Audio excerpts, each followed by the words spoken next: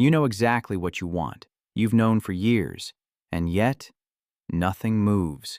There's a specific kind of person who has a vision board, 3 half-finished courses, a notes app full of ideas, and a life that looks almost exactly the same as it did 2 years ago. They're not lazy. They're not confused. They know what they want. They think about it constantly. But the gap between imagining and doing, that gap doesn't close. It just gets wider. And the strange part? The more clearly they can see the life they want, the harder it becomes to start. But here's what most people never notice. Procrastination isn't about time management. It was never about discipline. And it has almost nothing to do with motivation. It's about something much older, much deeper, something that doesn't make sense until you see it clearly. Picture someone. Call him Marcus. Late 30s, lives outside Chicago. Smart guy, genuinely talented. He's been talking about launching his own design business for 4 years. He has the skills, he has a logo, he has a name for the company. What he doesn't have is a single client. Every evening, Marcus sits down with his coffee, opens his laptop, and spends 2 hours watching tutorials about running a creative agency. He reads threads on Reddit about freelancers who made it. He refines his portfolio, again. And then he closes the laptop, goes to bed, tells himself tomorrow will be different. From the outside, it looks like fear. And that's partially true. But fear of what exactly? This is where the confusion begins. Most people assume procrastinators are afraid of failure, that they don't start because they're scared of getting it wrong. But research in behavioral psychology keeps finding something unexpected. A significant portion of chronic procrastinators aren't primarily afraid of failing. They're afraid of succeeding. Or more precisely, they're afraid of what success would require them to become. Because if Marcus launches the business and it works, he can no longer tell himself the story he's been living in. The story where he's someone with enormous potential, untapped, still coming. A person of almost. That story is actually comfortable. Potential is safe. Potential is permanent, until you test it. The moment he tries and succeeds, the potential is spent. And the moment he tries and fails, the story collapses entirely. So the mind finds a third option. It just doesn't move. And this is where it gets genuinely strange. The brain, when it procrastinates, doesn't feel like it's doing nothing. It feels like it's preparing, planning, getting ready, waiting for the right conditions. There's even a term for it, productive procrastination. The person stays busy, they organize their desk, they research, they optimize their routine, they feel momentum, but none of it moves the actual thing forward. Psychologists call this substitution behavior. The mind unconsciously replaces the anxiety-producing task with a safer version of effort. You feel like you're working. The stress doesn't spike. And the day ends with a sense of having done something. Except the real thing. Still untouched. But here's what most people never notice. This pattern doesn't start in adulthood. It starts in a childhood classroom, or a dinner table, or a living room where someone's enthusiasm was met with silence, or with criticism, or with a specific kind of love that was tied to performance. When effort and outcome get linked to self-worth early enough, the psyche does something elegant and destructive at the same time. It learns to delay. Because as long as you haven't tried, you haven't failed. And as long as you haven't failed, you are still enough.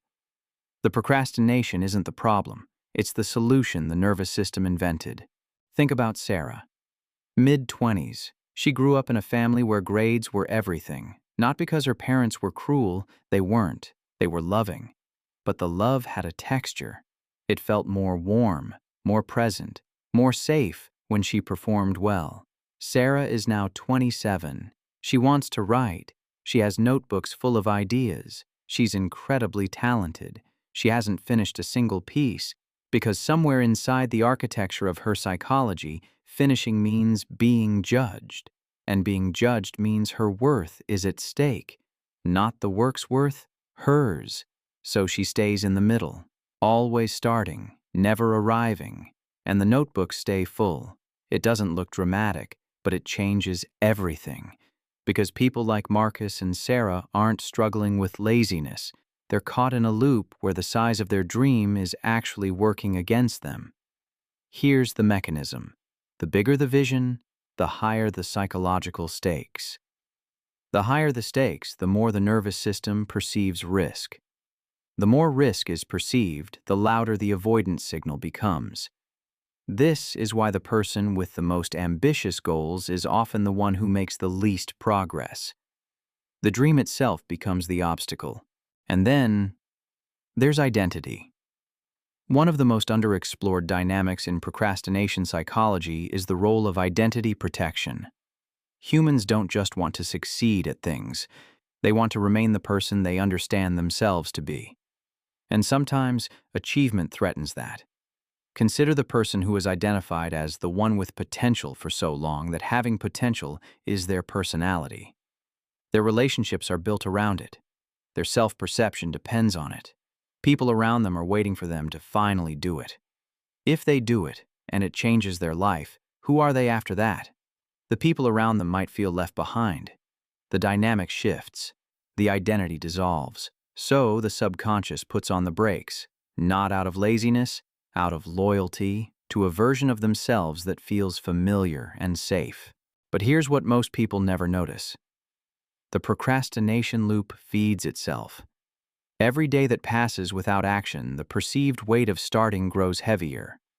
The gap between where someone is and where they want to be becomes more painful to look at. So they look away more often. The dream starts to feel less possible, not because it is, but because the emotional cost of holding it has become enormous. And this is the cruelest part of the pattern. The longer it runs, the more evidence the mind collects that this person just doesn't follow through.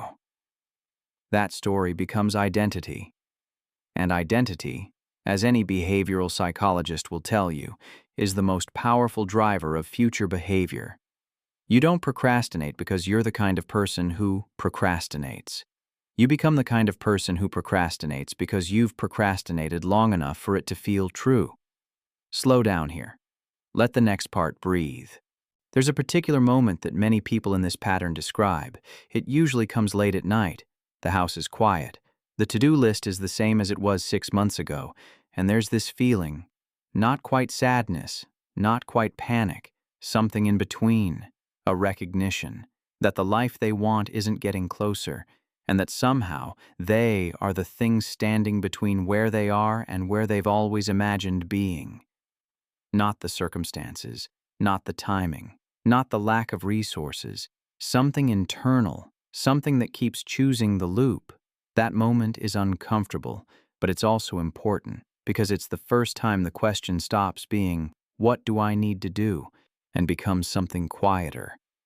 Why is part of me choosing not to? The question doesn't have an easy answer, but the fact that it can even be asked, that there's enough awareness to wonder why the pattern keeps repeating, that's not nothing. In fact, that might be the only place where something can actually change. Not when someone finds the perfect plan. Not when the motivation finally arrives. Not when the conditions are right. But when the gap between the dream and the doing stops looking like a time management problem and starts looking like a conversation the mind has been trying to have with itself for a very long time. That explains a lot.